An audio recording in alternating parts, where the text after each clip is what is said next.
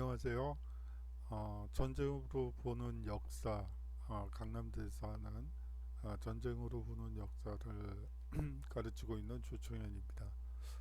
오늘은 몽골 제국에 대해서 하나 된 유라시아라는 테마로 묶어서 한번 몽골을 다루어 보도록 하겠습니다. 자, 몽골 제국은요, 유라시아 대륙을 아우르는 대제국을 건설하였고, 죄송합니다. 몽골 제국은 유라시아 대륙을 아우르는 대제국을 건설하였고, 역참을 설치하여 교통과 통신을 원활히 하였습니다. 이 과정에서 동양과 서양 간의 교류가 활성화되었죠. 원나라가 받아들인 그 이슬람의 과학기술은 이 고려와 조선에도 전해지게 됩니다. 자, 그러면 한번 본격적으로 이 몽골을 다루어 보도록 하겠습니다. 이 몽골이 일어날 무렵에 이 주변 국가들의 상황을 여러분들이 이해하셔야 됩니다. 그리고 몽골이 처음 일어났을 때 그들의 반응이 결국은 어땠느냐에 따라서 이 몽골에 대한 대응이 달라졌겠죠. 하지만 대부분의 경우 그냥 기존 유목민족의 통합운동 정도로만 이해하고 있었습니다. 당시 13세기 초반에는요, 중국은 송과 금이 각축전을 벌이던 시기였습니다. 아울러 유럽은 십자군 원정을 통해서 새로운 문물이 유입되고 서서히 변화가 이루어지고 있던 시점이기도 합니다. 인도에서는 셀주크 투르크가 북부 인도를 점령했죠.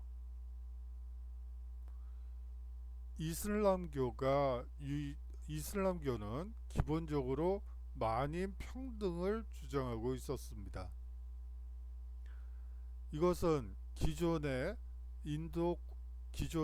힌두교 중심의 브라만 세력에겐 커다란 위협이 될 수밖에 없었죠.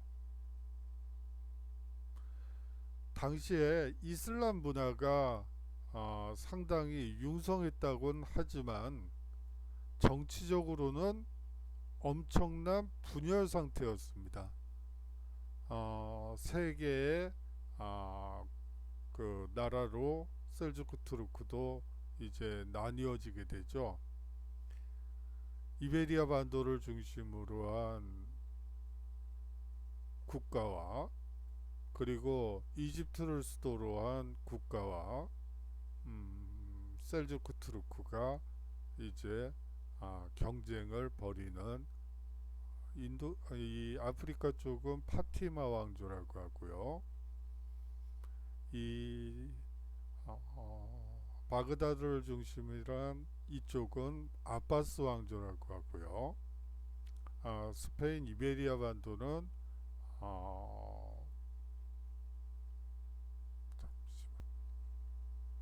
그라나다를 스페인의 이베리아 반도의 그라나다를 중심으로 발전해 있던 왕국이 있었죠.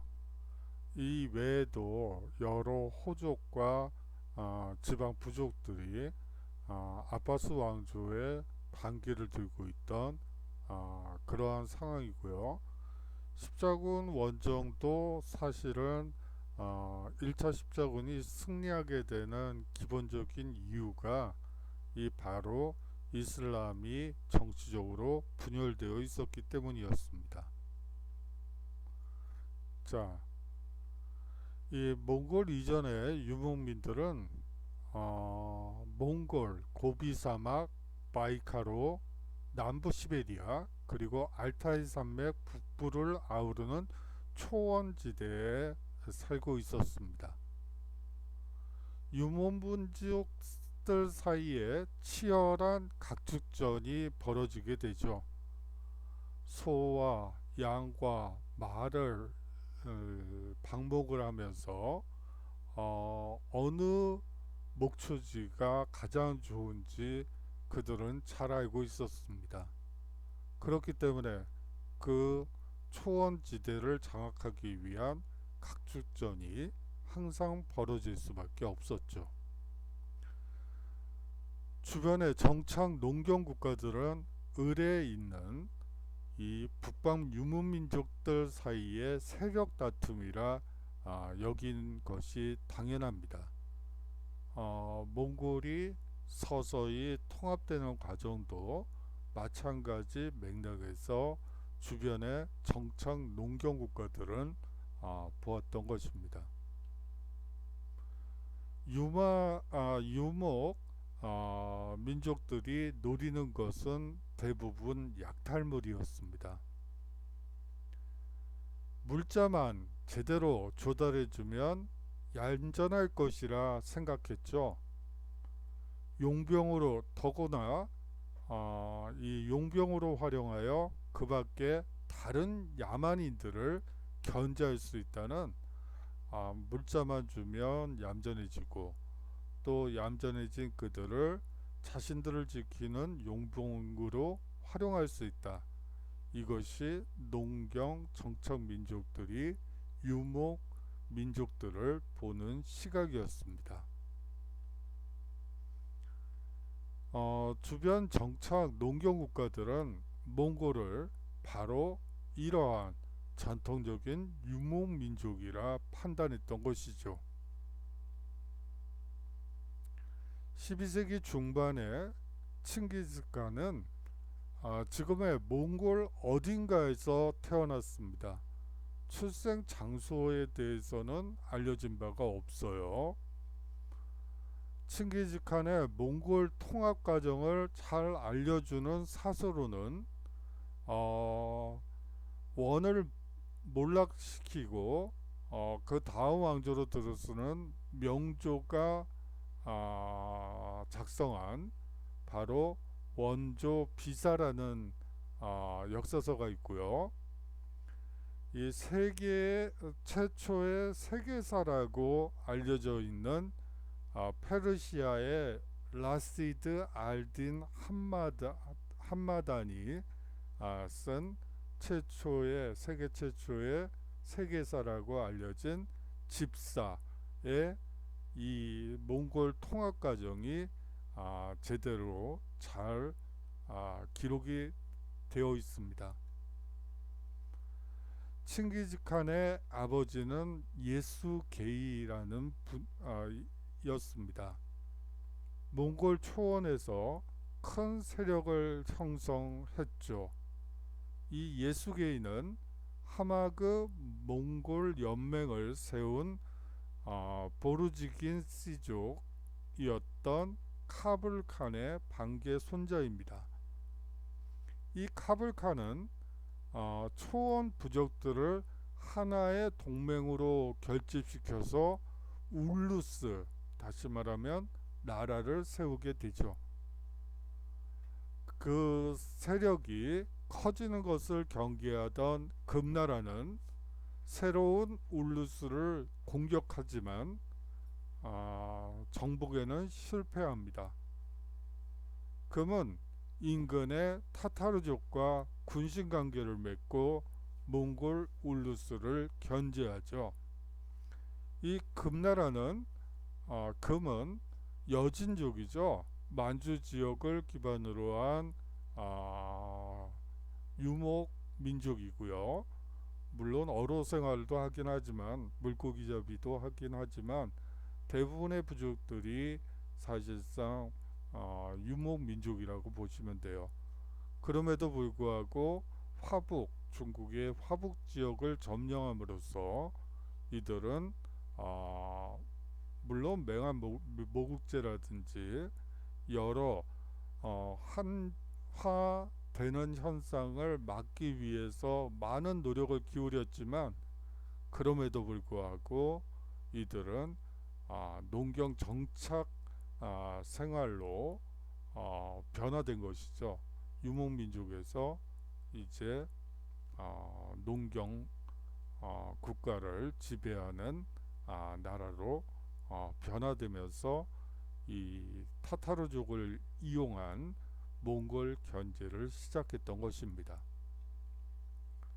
카블칸이 죽고 타이치우트 씨족의 암바하이가 이 칸이 됩니다. 이 암바하이가 칸이 결혼 동맹 문제로 방문한 타타르에게 잡혀 죽임을 당하게 되죠. 그러면서 카블칸의 아들인 쿠툴라가 칸 자리를 이어받게 됩니다. 쿠툴라는 타타르에게 복수전을 감행하게 되지만 1160년경 크게 패하고 전사하게 됩니다.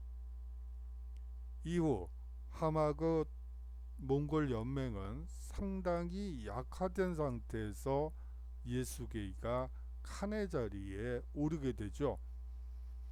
금이 배후에서 조종하는 타타르 대 몽골 전쟁이 시작된 것입니다.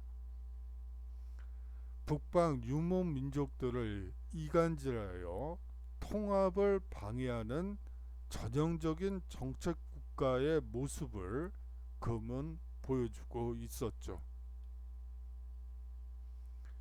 이 태무진이란 이름을 얻게 된 데는 이 아버지의 영향이 큰데요. 이 예수게이는 타타르에게 복수전을 또 감행하게 돼요. 이것이 뭐 앞서 얘기했던 유목민족들 간의 세력 다툼이라고 여러분들이 이해하시면 되겠죠. 이 타타르에게 복수전을 감행하게 됩니다. 그러는 과정에서 타타르의 군장 한 명을 사로잡게 되죠.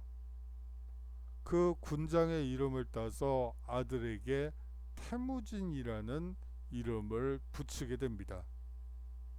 하지만 이 예수게이는 이후 타타르에게 독살당하게 되고 이 원조비사나 집사를 보면 홀어머니 밑에서 갖은 고생을 하게 됩니다. 태무진은 타이치우트족, 이 타이치우트족은 아버지의 키아트 보르지긴 씨족과 라이벌 관계였던 곳이고 씨족이고요. 이 씨족의 기습으로 포로로 잡혀가게 됩니다.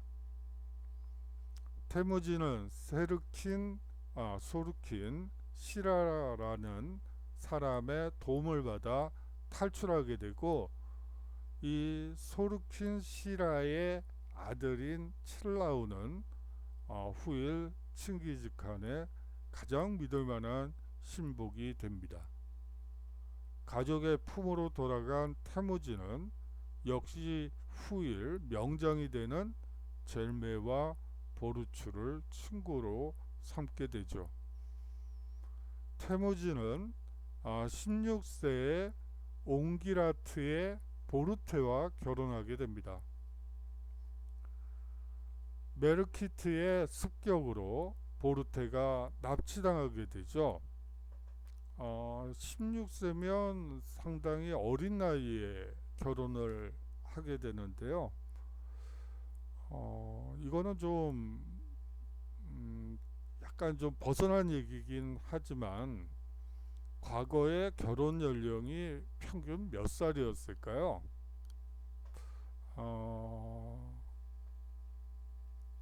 14살이요? 20살이요?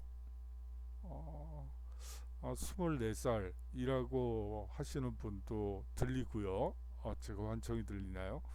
여하튼 뭐 여러 생각이 드실 거라고 생각을 하지만 과거로 내려가면 내려갈수록 결혼 연령은 훨씬 더 늦은 나이에 결혼을 하게 돼요. 어, 뭐 대부분의 경우 남자들은 집을, 그리고 조그만 것이라도 땅 혹은 작업장 정도는 가지고 있어야지 결혼을 할 수가 있었죠. 여자의 경우도 역시 혼수를 준비해야지 됩니다. 지금 개념으로 얘기를 하자면 혼수가 되겠죠. 그러다 보니까 그거를 부모님들이 뭐 마련해 줄 수는 없죠.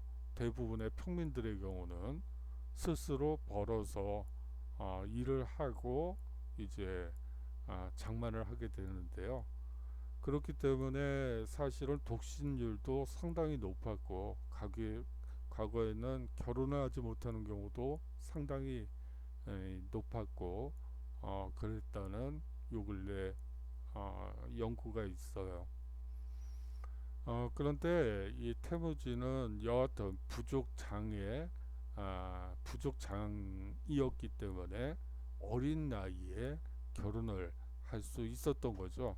이거를 일반적으로 그냥 과거에는 다 어린 나이에 결혼을 했다, 이렇게 생각하시면 안 됩니다.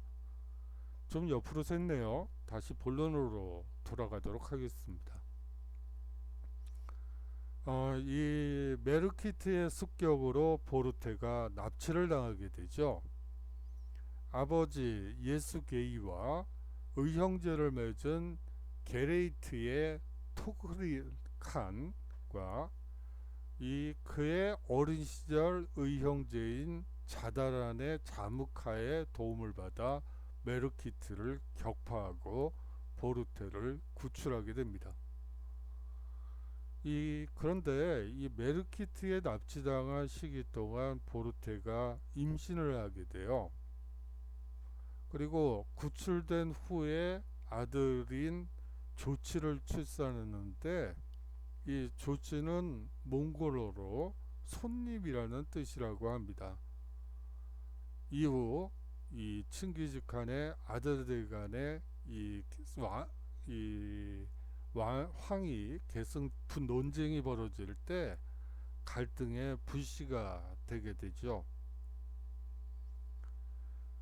자, 토그릴 칸과 자무카 역시 초원에서 주도권을 잡는데 걸림돌이 되었습니다.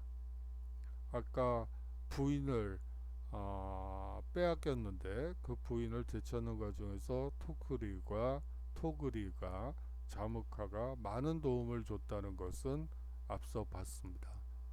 하지만 누가 대칸이 되느냐를 두고는 우열을 가리는 데 있어서는 그러한 것들이 별 의미가 없죠. 부모 자식 간에도 죽고 죽이는 권력 다툼이 있는데 말이죠. 1206년에 여러 부족들로부터 칸으로 추대받은 토그리 칸과 역시 추정 세력으로부터 구르칸으로 추대된 자무카와 싸워 칭기즈칸은 이기게 됩니다. 그렇게 됨으로써 칭기즈칸은 몽골과 북방 초원의 모든 부족을 통일하게 되죠. 원조 비사에는 흥미로운 기사가 들어 있습니다. 자무카가 패한 후 칭기즈칸 앞으로 끌려오게 되죠. 그런데 이 칭기즈칸은 예전의 우정을 상기시키며 다시 의형제로 돌아가자는 제의를 하게 됩니다. 그런데 자무카는 그 제의를 거부하면서 다음과 같이 말하죠. 요 내용은 한번 여러분들이 한번 읽어보시면 어떨까 싶네요.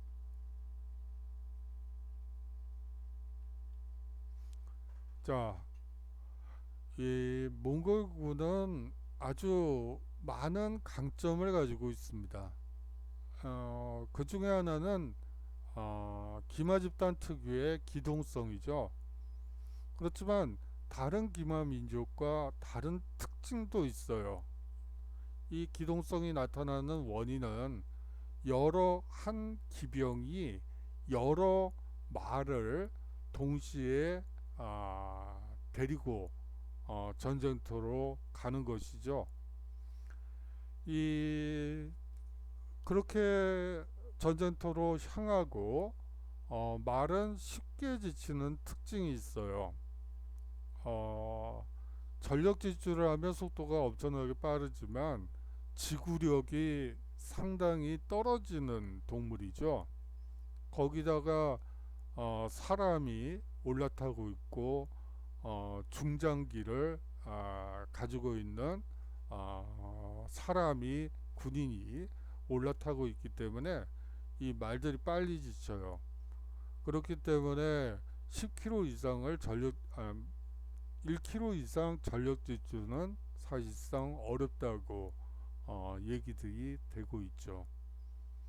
그런데 이 몽골인들은 말을 한 마리만 끌고 가는 게 아니고 한 6, 7마리를 함께 끌고 전쟁터로 향합니다. 자기가 타고 있던 말이 지치면 바로 옆에 있는 자기 말을 다시 갈아타고 달리고, 그 다음에 그 말이 지치면 전의 말이 아니라 그 옆에 있는 말을 또 타고요. 이런 식으로 해서 이 말이 쉴 수 있는 시간을 보장함으로써 사실상 어떤 군대도 가지지 못한 기동성을 가지고 있는 것이죠. 뭐 한번 생각을 해보세요. 기마민족은 아주 많죠. 그럼에도 불구하고 몽골군이 유라시아 대륙을 차지하게 된 이유에는 그만한 사연이 있었던 것이죠. 자, 거기다가 말을 탈 수 있는 성인 남성을 모두 군사력으로 동원하는 것이 가능했다는 점이죠. 이미 어렸을 때부터 활을 쏘고 사냥감을 추적하여 잡아들이는 그 일상 자체가 군사 훈련이었습니다. 다시 말하면 전쟁이 일어났을 때 빠르게 전장에 투입이 가능했던 것이죠. 아울러 이들은 이미 전투에 필요한 마피를 아예 키우고 있죠. 바로 옆에 키우고 있습니다. 거기다가 평소에 무기와 갑옷 등을 마련해 두었죠.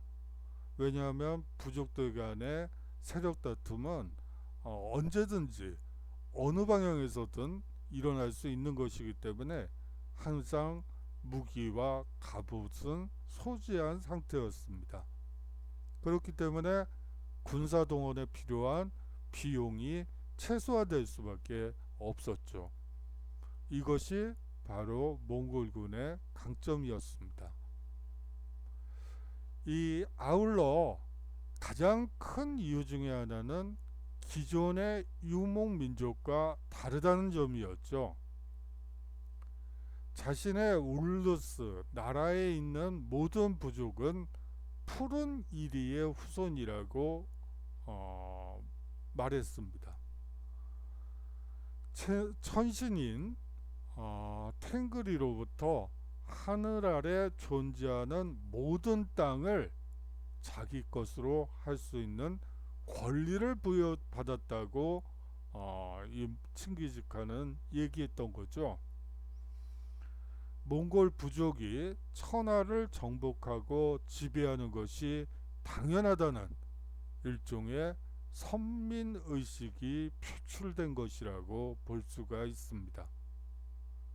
새로운 통일 집단을 결속시키는 정치 종교적 이념을 만드는 데 성공한 것이죠. 푸른 이리는 다시 말하면 민족주의라고 볼 수가 있습니다. 물론 초기 형태의 민족주의요. 울루스의 구성원은 이전보다 더 단단히 뭉칠 수밖에 없었습니다. 이들은 푸른 이리의 후예라는 의식하에 하나가 되어갔죠. 일단 약탈물의 공급이 끊기면 쉽게 분열되던 과거 유목연맹체와는 달라도 너무 다른 것이죠.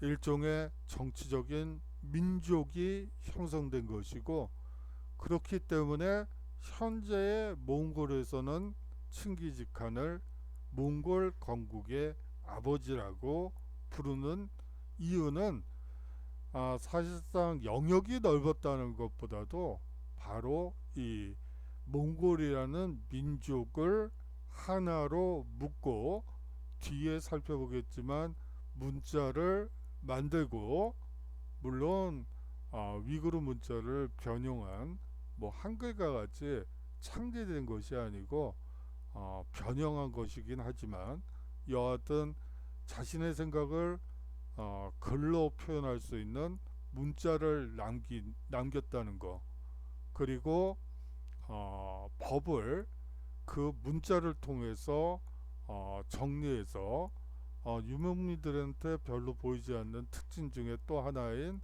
법을 제정함으로써 사실상 국가를 어떻게 보면 하나의 민족의식을 몽골인들이 가질 수 있게끔 했다는 의미 때문입니다. 자, 이 몽골 칭기즈칸은 먼저 가장 옆에 있던 서하를 정벌합니다. 서하 왕국은 티베트족 계열의 이 탕구트족이 세운 나라였죠. 지금으로 치자면 중국 섬서성과 닝시아 자치성, 그리고 신강성에 걸쳐 세워진 나라입니다. 이 서하를 정벌하게 된 배경은 통일 몽골 부족 영역에서 가장 가까운 나라가 서하였기 때문이기도 하지만, 사실 서하가 이 금과 군사 동맹 관계를 맺고 있었기 때문에 서하를 먼저 치려고 했던 거예요. 칭기즈칸은 금나라가 서하에 원군을 보내지는 못할 것으로 확신했습니다. 금은 당시에 내부 정쟁이 계속되는 와중이었기 때문에 서하에 원군을 보낼 수 없다고 판단했고, 그 판단은 정확했습니다. 1202년에 처음으로 이 서하를 공격하게 됩니다. 하지만 이건 탐색전 성격이 강해서 뭐 싸우다 말다 또 도망치고 뭐 이런 식의 전쟁이었어요. 그러면서 서하의 국력을 테스트해 봤다고 볼 수가 있겠죠. 여기서 확신을 갖게 된 칭기즈칸은 1206년에 대대적인 침공을 감행하게 됩니다. 서하는 금의 원병을 요청했죠. 당연히 동맹관계를 군신 간의 군사 동맹관계였기 때문에 서하는 금의 원병을 요청하게 됩니다. 그런데 금은 원병 요청에 응하지 않게 되죠. 서하의 왕실에서 엎친 데 덮친 격으로 정변이 발생합니다. 환종 황제가 시해를 당하고 양종이 새 황제로 등극하게 되죠. 양종은 자발적으로 복속을 청하게 되고요. 그의 공주를 칭기즈칸에게 시집 보내게 됩니다. 여기서 서하 정벌은 마무리가 되어, 일단 금을 치기 위해서 서하를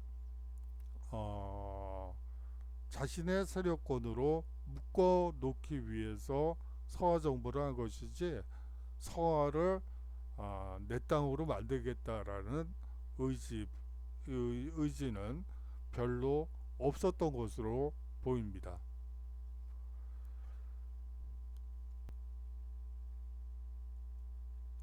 자, 그 다음에 서화를 묶어두고 그 다음으로 금을 정벌하게 됩니다. 1210년에 금은 칭기즈칸에 사절단을 보내게 됩니다.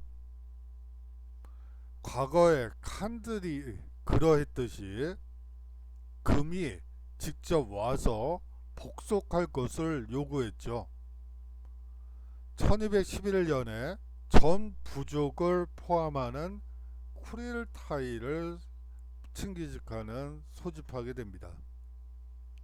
칭기즈칸은 천신에게 제사 지내는 자리에서 과거 금이 몽골에게 가한 온갖 모욕을 상기시키면서 다음과 같이 선언합니다. 천신께서 우리에게 원수 갚음과 승리를 약속하셨다. 금에 대한 공격을 명한 것이죠. 칭기즈칸은 구만의 몽골군을 이끌고 금 정벌을 감행하게 됩니다. 야호령 전투에서 50만에 달하는 금 대군을 7만 병력이 대파했죠. 몽골군이 금의 영역에 진입하자 거란족과 여진 부족까지 금은 여진에서 시작한 국가니까요. 거란족과 여진족까지 몽골에 자진하여 투항했습니다. 그런데 칭기즈칸은 상당히 의외의 전술을 쓰게 되어 칭기즈칸의 신복인 자베를 먼저 만주 지역으로 보냈던 것이죠. 이 제베가 신양을 먼저 점령하게 되는 것입니다. 그리고는 1213년에는 금나라의 중도인 지금의 북경을 포위하게 되죠. 이렇게 포위를 해놓고는 1213년부터 1214년 봄에 걸쳐서 몽골군은 북중국을 철저히 약탈하고 파괴하게 됩니다. 결국 중도에 갇힌 금주중에서 이제 몽골을 어떻게 할 것이냐를 두고 정변이 발생하게 되죠. 물론 세력 다툼이지만 금의 새 주종은 몽골군이 포위를 풀고 물러가면 몽골의 제후가 되어 조공을 바치겠다고 약속하게 됩니다. 뒤이어 금의 새 황제가 된 애종은 수도를 옛 북송의 수도였던 개봉, 카이퐁으로 천도하게 되죠. 1214년에는 대동부가 몽골군에 함락되고 1215년에는 모든 몽골의 군대가 중도를 함락시키게 됩니다. 몽골군은 엄청난 사륙을 자행했고요. 금은 결국 1234년에 몽골과 남송 연합군에 의해 패하고 멸망하게 됩니다. 여기서 이제 남송이 등장하죠. 이 남송은 사실 요를 멸망시킬 때도 금을 새로 심을 새로운 국가였던 금의 도움을 받아 요를 멸망시키고요. 또 몽골이 일어났을 때는 이들을 이용해서 금을 멸망시키게 돼요. 하지만 곧 몽골이 자신들을 멸망시키리라는 것은 꿈에도 생각을 당시까지는 하지 못했던 것이죠. 자, 이 중도를 함락시킨 몽골군은 건물들과 함께 죽은 사람들 역시 불태웠다고 해요. 그 기름이 중도의 거리에 흘러 넘칠 정도로 엄청났다고 기록이 되어 있는데요. 기록이 되어 있습니다. 자, 이제 금과 금은 멸망을 시키고요. 서한은 이제 복속국으로 남겨두게 되죠. 그러는 사이에 이제 코레즘으로 시선을 돌려요. 이 코레즘은 지금의 중앙아시아의 러시아 연합에 들어가 있는 그 카자흐스탄, 키르기스탄 이런 지역을 얘기를 합니다. 이 사실상 이것은 사실상 원나라가 이 칭기즈칸이 사실상 농경보다는 상업에 더 많은 관심을 가졌기 때문이라고 요 근래는 보고 있어요. 그렇기 때문에 이쪽은 코레즘 지역은 사실상 동서 무역로에서 이 코레즘을 통과하지 않고는 갈 수가 없거든요. 비잔틴까지. 그렇기 때문에 상당히 중요한 위치를 차지하고요.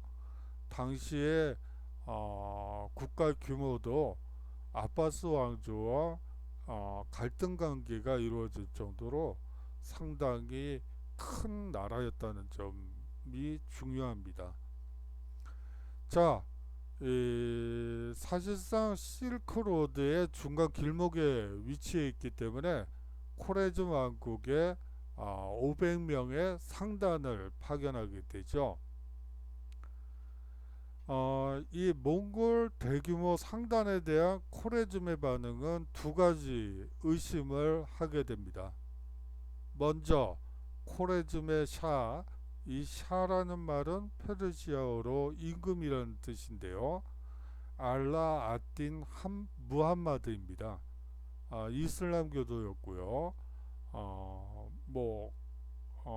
이 코레즘의 샤는 상단을 코레즘을 정탐하러 왔거나 혹은 자신과 갈등 관계에 있었던 아바스 왕조를 도와 코레즘을 치려고 상단을 보낸 것이 아닌가 하는 의심을 하게 됩니다.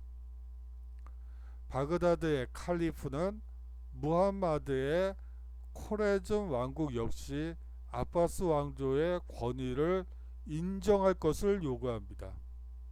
무함마드가 직접 바그다드에 와서 칼리프에게 인사와 조공을 할 것을 명령하게 되죠. 무함마드는 칼리프의 요구를 거부하고 칼리프가 권위를 내세우지 않고 코레즘의 독립성을 인정할 것을 요구하게 되죠.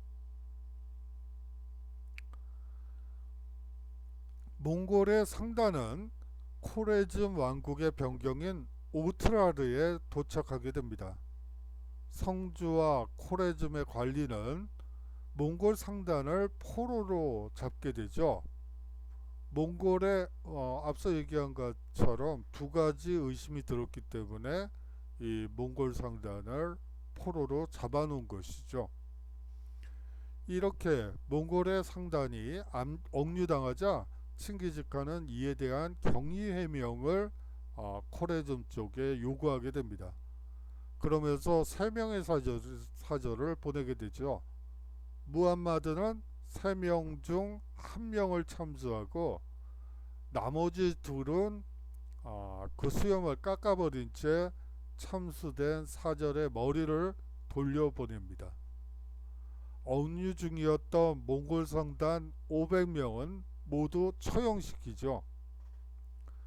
이 무함마드의 행위는 일종의 선전포고나 다름없었습니다. 외교 사절을 혹은 상단을 이렇게 무참히 죽이는 경우는 전례가 없었기 때문이죠. 칭기즈칸은 코레즘과의 전쟁을 결심하게 됩니다. 몽골 전역에서 전사들을 동원했고요. 몽골에 복속한 서하 왕국에도 군을 내어줄 것을 요구하게 됩니다. 코레즘 왕국은 실크로드의 중심을 장악한 부유한 나라였죠. 40만 대군의 트루크계의 유목민족인 캉리족을 용병으로 고용하고 있었습니다. 약 15만의 군사를 모은 칭기즈칸은 서하 왕국에 사자를 보내 파병을 요청하게 됩니다. 당시 서하의 왕이었던 신종은 칭기즈칸의 요구에 응할 것을 응하자고 주장을 합니다. 하지만 대장군 아사 간푸를 비롯하여 군권을 장악한 장군들이 이를 거부하게 되죠. 그 정도 병력도 모으지 못하면서 어찌 간이라 할 수 있는가 라고 하면서 비웃었던 것입니다. 코레즘과의 싸움이 급했던 칭기즈칸은 어쩔 수 없이 물러설 수밖에 없었죠. 코레즘 정벌의 길목에 서요 왕국이 있습니다. 자, 요네요. 이거 많이 보던 한자죠. 바로 거란족이 세웠던 요가 금에 의해서 금과 남송 연합군에 의해서 멸망을 하죠. 이 멸망했던 세력이 서쪽으로 이동해서 서여 왕국을 건설하게 됩니다. 서여는 현재 중국의 신강성 서쪽에서 아라레까지의 중앙아시아 지역에 걸쳐 있던 나라입니다. 원래 서여는 중국 북부를 지배했던 요나라의 후예인 야율 대석이 1124년에 세운 나라죠. 건국 후 100년간 야율씨가 다스리게 됩니다. 금과 싸우고 있던 1211년에 나이만 부족이 칭기즈칸과의 전쟁에서 패하고 서쪽으로 도주하게 됩니다. 이 나이만 족의 군장인 쿠추룩은 서요에 들어왔을 당시 환대를 받았죠. 쿠추룩은 조정에서 중요한 위치에 올랐지만 오히려 이를 악용해서 임금이었던 천이제를 시해하고 서여의 왕자를 빼앗게 됩니다. 7년 동안 서여를 지배하게 되죠. 1218년 코레즘으로 진격 중이던 몽골군은 서여로 진입하게 됩니다. 쿠추룩은 몽골군에 맞서 싸우게 되죠. 서여의 수도였던 발라사군, 현재 키르키스 공화국의 비슈케트크 인근 지역이라고 알려져 있습니다. 이 발라사군의 주민들은 자발적으로 성문을 열고 몽골군을 받아들이게 되죠. 천이대를 시해하고 서여의 왕자를 빼앗았던 것 때문에 이들은 자발적으로 성문을 열고 몽골군을 받아들이게 됩니다. 전세가 기운 것을 안 구추록은 남쪽으로 도주하죠. 하지만 백성들에게 사로잡혀 몽골군 앞으로 끌려와 참수당하게 됩니다. 오트라르 전투가 그 다음에 전개되게 됩니다. 무함마드는 코레즘의 왕이었던 샤였던 이 무함마드는 군대를 나누어서 주요 도시에 분산 배치하게 됩니다. 당시에 오아시스를 중심으로 성이 만들어지고 큰 도시를 중심으로 성이 만들어지는데 난공불락의 성들이 있는데 그 성들의 분산 배치를 하고 여러 방향에서 협공을 하는, 만약에 몽골군이 한 성을 공격하면 주변의 성에 있던 군대들이 게릴라전을 펼치는 방식으로 이 대응하려고 했습니다. 사실상 몽골족이 공성전에 취약할 것으로 판단했던 것이죠. 들판에 말을 타고 달리는 거는 잘하겠지만 성을 공략하는 것에는 한계가 있을 수밖에 없다고 판단했던 것입니다. 거기에 비해서 칭기즈칸의 전략은 15만 몽골군을 이끌고 일단 천산을 넘어 코레즘으로 진격하게 되죠. 맏아들인 조치에게 코레즘의 남쪽으로 진격할 것을 명령합니다. 조치가 진격 중에 약 3만 정도의 코레즘군과 충돌, 이를 격파하게 됐죠. 조치는 무함마드가 남쪽으로 도주할 수 없도록 길을 막는 역할을 하였습니다. 칭기즈칸의 본군은 몽골의 상단을 포로로 잡아 처형시킨 코트라르로 향했습니다. 이 코트라르 함락은 무려 5개월이 넘게 걸린 상당히 힘겨운 전쟁이었다고 볼 수가 있습니다. 몽골군은 천내의 요새인 돌문을 통하여, 그렇기 때문에 깎아지른 절벽으로 이루어진 곳이었기 때문에 지키는 병력도 별로 없었죠. 그렇기 때문에 이 돌문을 통하여 성 안으로 난입한 뒤 농성군을 사륙하고, 몽골군이 성 안으로 진격하자 이 성주와 군사 일부는 내성에서 끝까지 저항을 하게 됩니다. 약 한 달간 다시 내성을 공격한 후에야 이 오트라르를 완전히 점령할 수 있었죠. 몽골군은 오트라르의 성주 이날축구를 사로잡게 됩니다. 몽골군은 몽골 상단을 살해한 것에 대한 보복으로 끓인 은을 이날축구의 목구멍으로 부어서 죽여버렸다고 하네요. 오트라르 점령 후에 군대를 나누어 일부 병력을 제베의 지휘하에 남쪽으로 보내게 됩니다. 칭기즈칸과 막내 아들 톨루이가 이끌던 본군은 북서쪽으로 진군하게 되죠. 오트라르를 함락시킨 몽골의 본군은 사마르칸트 방향으로 가다가 방향을 바꾸어 행방이 묘연해집니다. 사라진 것이죠. 어디로 갔죠?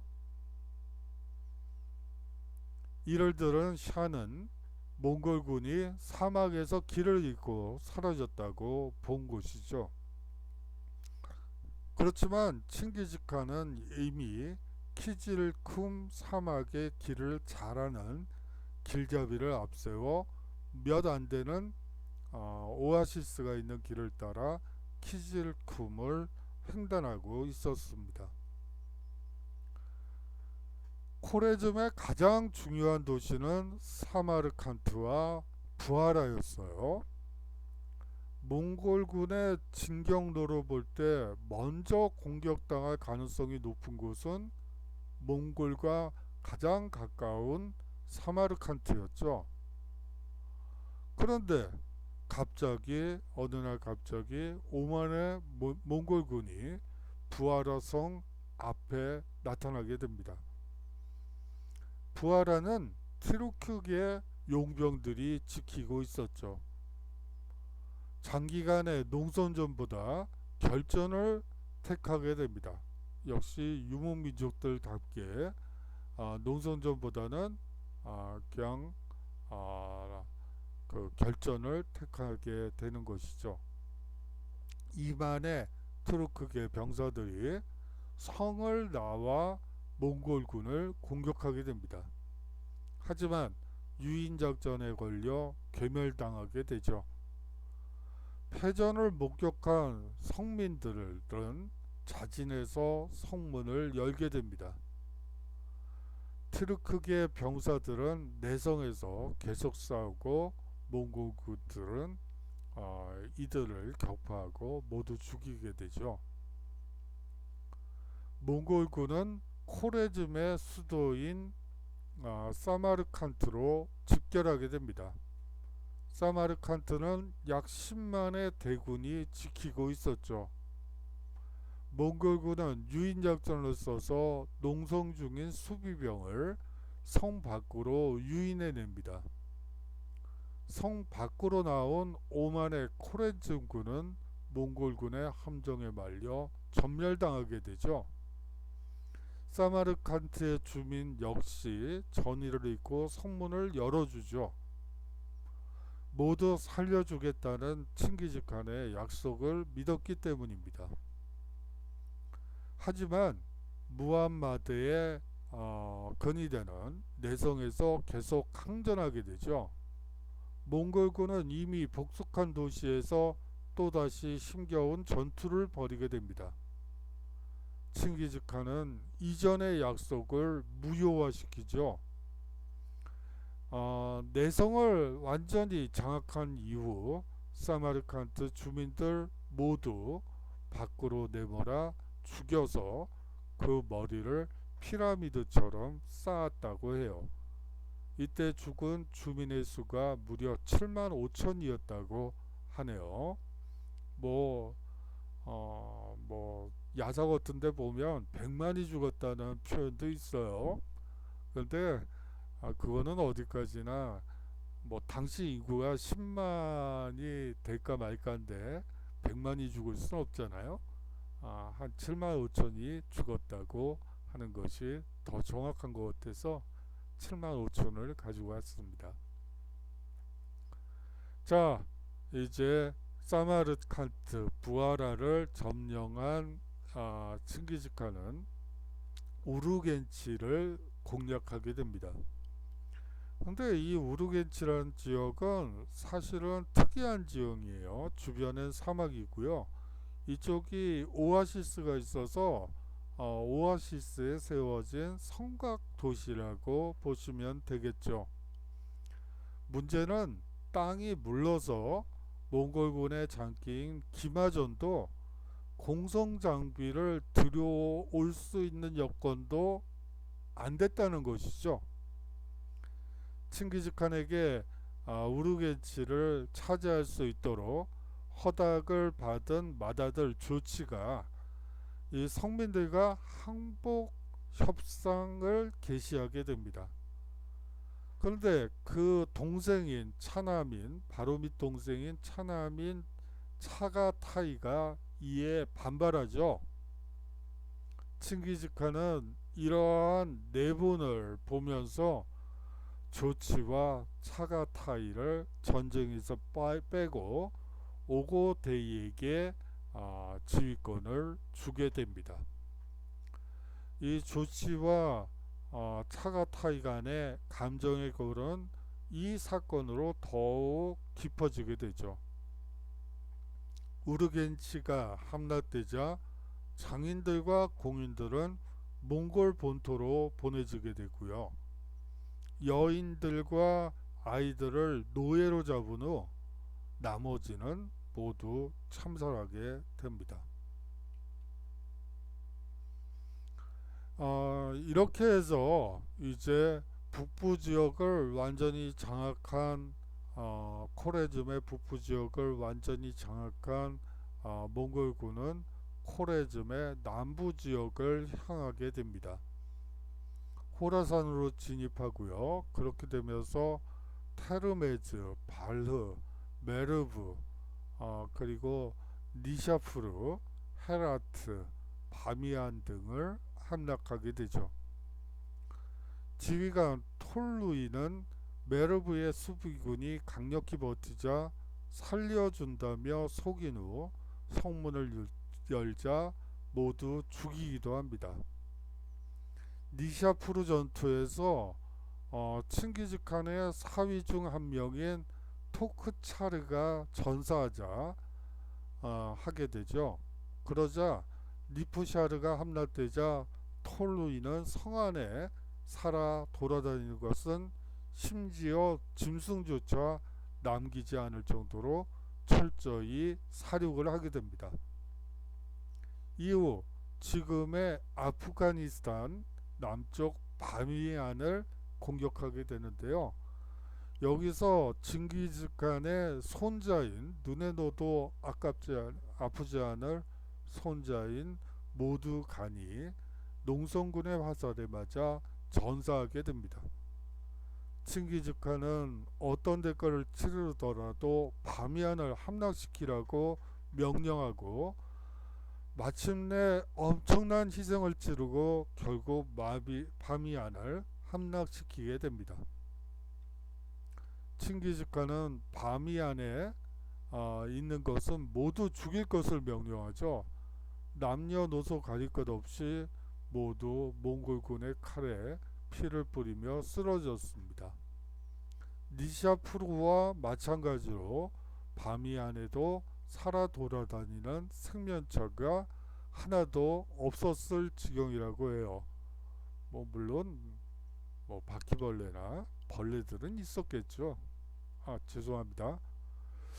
그 참상이 어찌나 끔찍했던지 몽골군 스스로도 바미안을 슬픔의 도시라 부를 정도였다고 하니까 그 참상이 어땠을지 미루어 짐작할 수 있습니다. 이 코레즈 원정은 사실상 몽골군에 의한 러시아, 유럽, 이슬람 세계 정벌을 가능케 하는 기반이 됐다고 볼 수가 있습니다.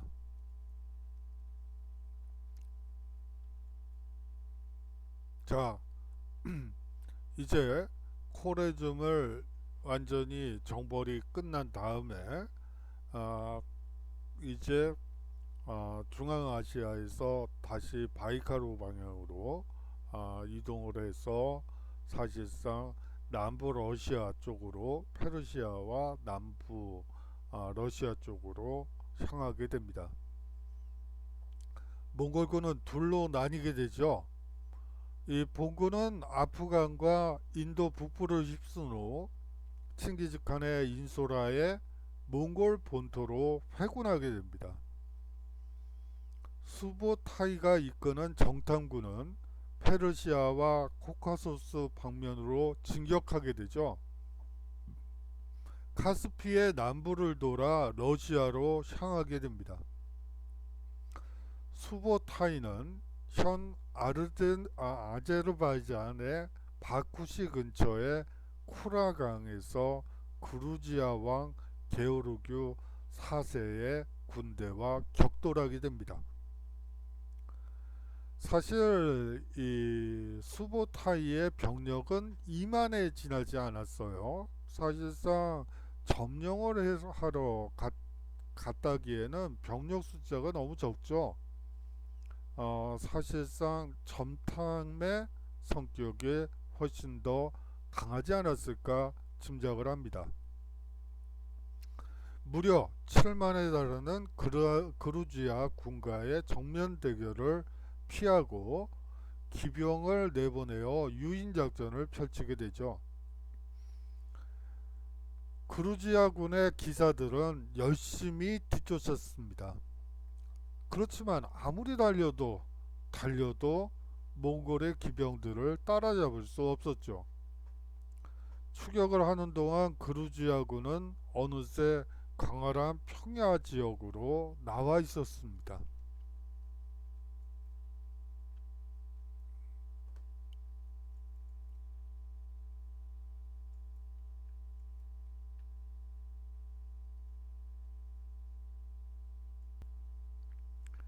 개활지로 나왔는데 갑자기 몽골 기병이 도주를 멈추곤 화살을 쏘아댔습니다. 말에 갈아탄 몽골의 기병 군단이 돌격을 개시했던 것이죠. 몽골 기병들이 구르지아 군을 양분하고 구르지아 보병을 도륙하기 시작합니다. 수시간 후 구르지아 군은 대패하게 되죠. 같은 해 1222년에 1년에 말에 본격적으로 코카서스 산맥을 넘기 전에 구르지아 현 조지아군과 다시 격돌하게 됩니다. 몽골군은 다시 유인작전으로 구르지아군을 함정에 빠뜨린 다음 괴멸시키죠. 수부타이의 코카서스 러시아 남부 원정은 정찰과 함께 적의 전력을 가누기 위한 탐색전이라고 볼 수가 있습니다. 앞서 얘기한 대로 이들이 거느린 병력은 고작 2만이었으니까요.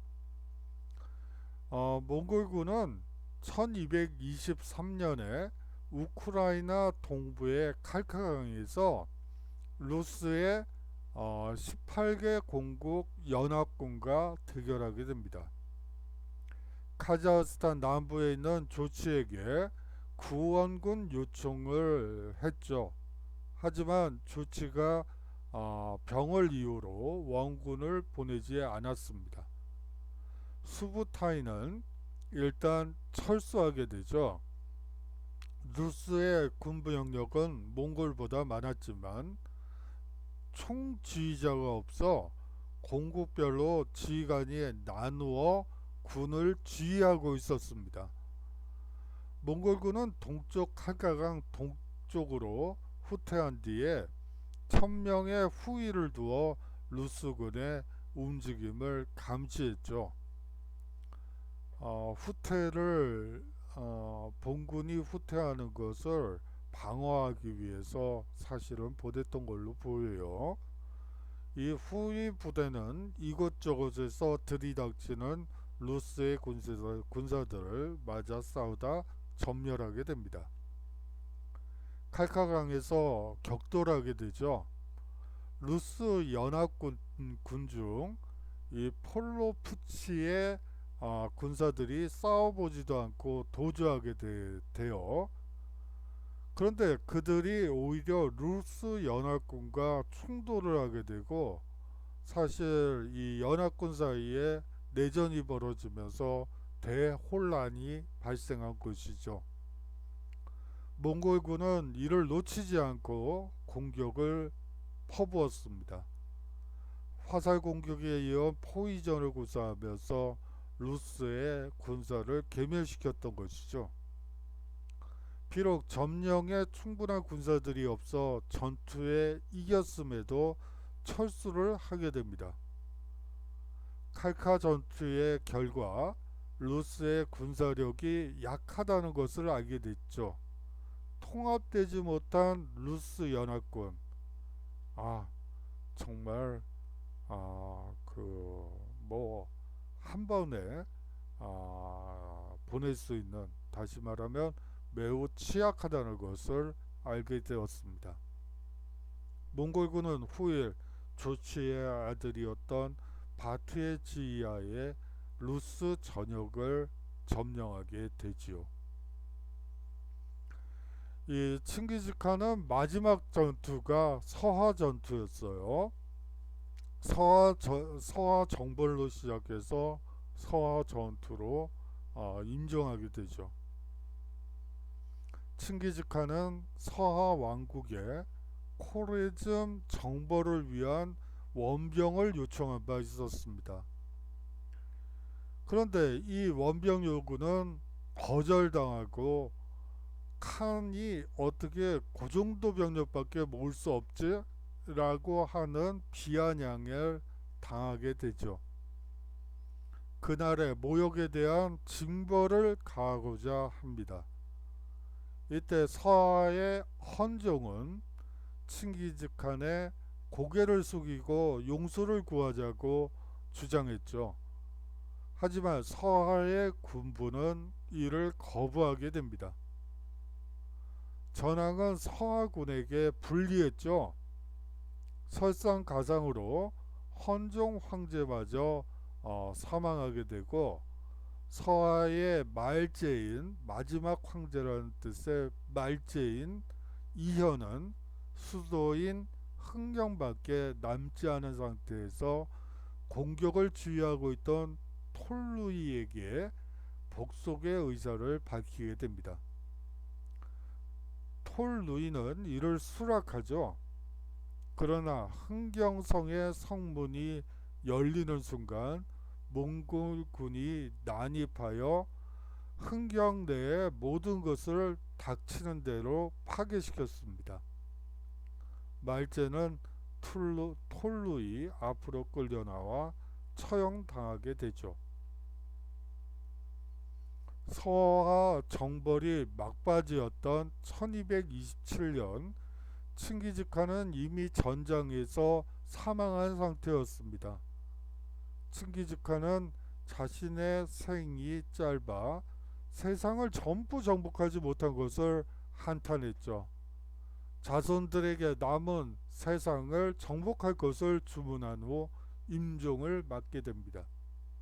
그의 유언대로 몽골은 무너지지 않았고 오히려 그 영토를 더욱 넓혔죠. 칭기즈칸에 대한 이미지는 나쁘죠. 몽골군의 말발굽 아래 짓밟혔던 나라들은 그를 무자비한 학살자로 그리고 있습니다. 몽골군에게 여러 차례 크게 패한 적이 있는 유럽인들도 몽골군을 타르타로스, 지옥에서 온 군대라 부르면서 사악한 악마의 군대쯤으로 묘사하고 있죠. 그렇다면 과연 그렇게 봐야 될까요? 칭기즈칸은 초기 형태의 민족의식을 몽골인들에게 물려주었습니다. 몽골인이야말로 푸른 이리의 후손이라는 이념에 기반한 것이었죠. 유목민의 관행을 야사라는 법으로 법제화시켰습니다. 울루스의 구성원들이 이에 따르게 하기 위해서죠. 법령을 정비함으로써 체계적인 행정과 통치가 가능해졌다는 것도 칭기즈칸 제국의 업적이라고 볼 수가 있습니다. 칭기즈칸은 위구르 문자를 차용한 문자를 국문으로 공식화했습니다. 몽골 사회에 문자를 남겨주었고 자신만의 문자를 가지고 있음으로 해서 원나라, 다시 말하면 중국을 정복했음에도 불구하고 그들의 하나 되는 몽골인들이 중국화되는 현상을 막을 수 있었던 것이죠. 아울러 통합 이념과 체계적인 법을 정비하고 문자를 가지게 된 몽골인은 몽골인만이 가지게 될 정체성을 지키게 됩니다. 몽골 제국 몰락 이후에도 하나의 공고한 집단으로 존속하게 되는 것이죠. 자, 지금까지 한번 살펴봤습니다. 과제를 말씀을 드릴게요. 과제는 두 가지를 내도록 하겠습니다. 자, 이 칭기즈칸이 몽골 부족을 통일하는 과정에서 사실 기존의 유목민들과 다른 양상을 보이고 있습니다. 그것이 무엇인지 그냥 간단하게 적어 주시고요. 마지막으로 칭기즈칸의 제국과 유산을 한번, 여기서는 조금만 다루었는데 한번 정리해서 제출해 주시면 될 것 같습니다. 자, 수고 많으셨고요. 다음 강의에서 인사드리도록 하겠습니다. 안녕히 계십시오.